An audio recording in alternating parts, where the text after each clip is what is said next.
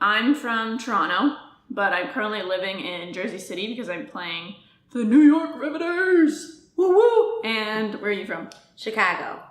Okay. God. Pulling teeth. Hi everyone. Hi everyone, it's Harrison here, and this is my girlfriend Carly. Cue hello.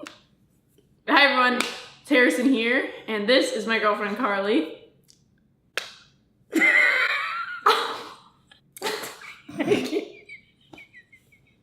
Should we start the whole thing over? Yes. Hey guys, it's Harrison here, and today I'm going to be doing a video with my girlfriend Carly.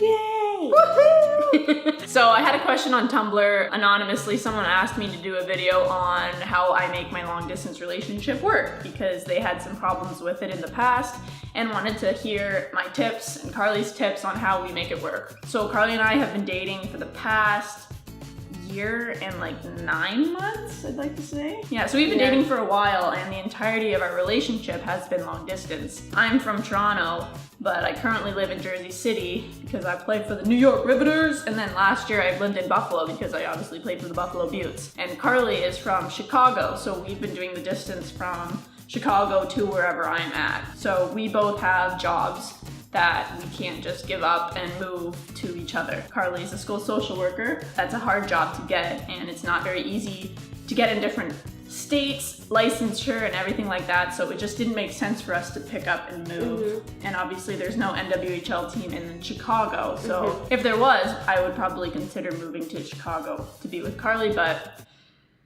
we can't do that. So we're here, we're in a long distance relationship, and that's all we can do right now. So today I thought would be a good video to just kind of go over what we do to make it work. Carly, you've been in a lot of long distance relationships. I was in a long distance relationship too for a little bit. So we've had some practice with it. It's not ideal. Like long distance relationships are tough, like for anybody. No matter how in love you are, no matter how connected you are, it's always tough to be away from the person that you love. But I think technology makes it a lot easier. So like, if we were in a long distance relationship in like 1920, we'd have to like write letters to each other. Yep, very different circumstances. That would suck. I wouldn't want to do that. No.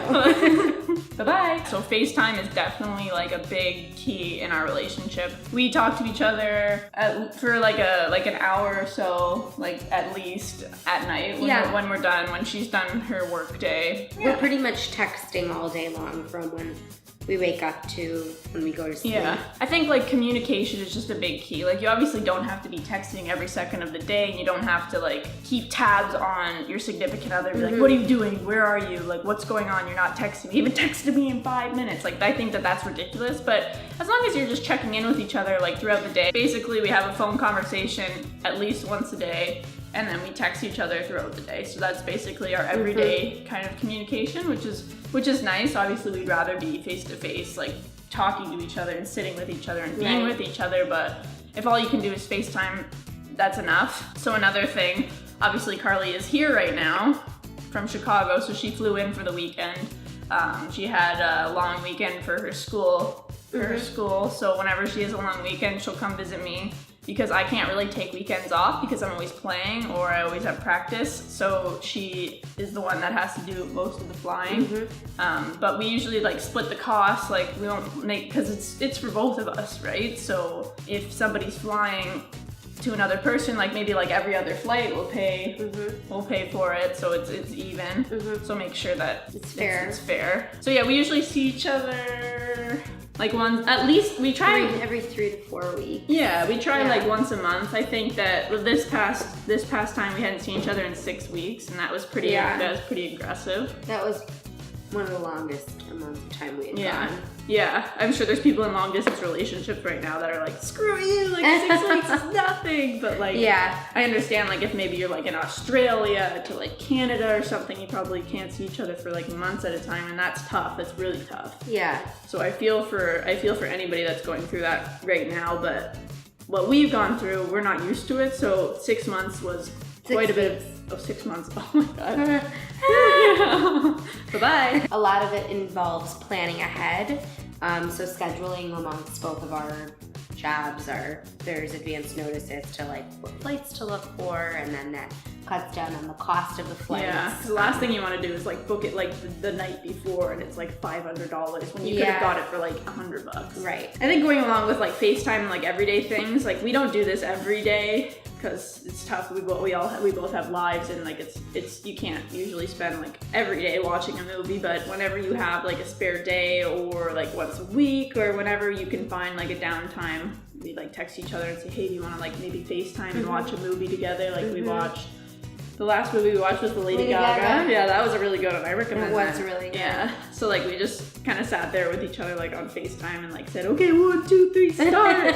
It just makes it feel like you're with the person. Yeah. Just doing something together, like even if you have to do it with technology. I think that's a way to spice it up and to make sure that you're treating your partner well and you're doing things together. Yep. I think the main thing that helps a long distance relationship last is trust. You're obviously not with your partner all the time, and you have to acknowledge that your partner has a life outside of your relationship. They're gonna go out, they're gonna be with their friends, they're gonna go maybe have a few drinks with some buddies, maybe go out to a club, and they're not gonna be with you.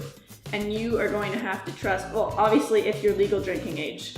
You never go clubbing. I never do go clubbing, but I don't know, like maybe somebody walks with... Just like you're saying you're gonna go off and do things and spend time with friends, and you're just gonna have a life and do your own thing, Yeah, and you have to trust that your partner is not gonna do anything shady, is not gonna talk to anyone behind your back, or God forbid cheat on you or anything like that. You're just going to have to trust your partner. You don't have to text them or FaceTime them every 20 minutes when they're out to make sure that they're not doing anything bad. I think that definitely smothering somebody and always trying to keep tabs on them, that's a big way to drive somebody away and to push them away. We're older and we've gone through relationships and we're mature enough to trust each other to be like, oh, okay, you're going out with some friends? Go ahead. Well, I'll talk to me when you get home. I think a big thing that in long distance relationships that some people make the mistake of is not living in the moment when your partner's not with you. Right. You don't have to always text your partner when you're out with friends. There's nothing worse than going out with somebody and then having their face in their phones. It's just not fun, and you're not going to be having the fun as well because you're not living in the moment. You're not being in the present. So definitely trust, live in the moment, and enjoy the life that you have even when your partner's not around. But you also have to know going into a relationship whether it's going to work or not. If you don't have the financial ability or the scheduling ability to make it work in terms of visiting each other and seeing each other, because I mean it is a big investment to have to fly every 3 to 4 weeks. You know, you need to be realistic because otherwise you're setting yourself up for failure. Don't just date somebody because they're there. Date somebody and sign up for it wholeheartedly, especially if it's long distance, because it's something that you are really going to have to make a lot of time and emotional energy for. Long distance relationships are not meant for everybody.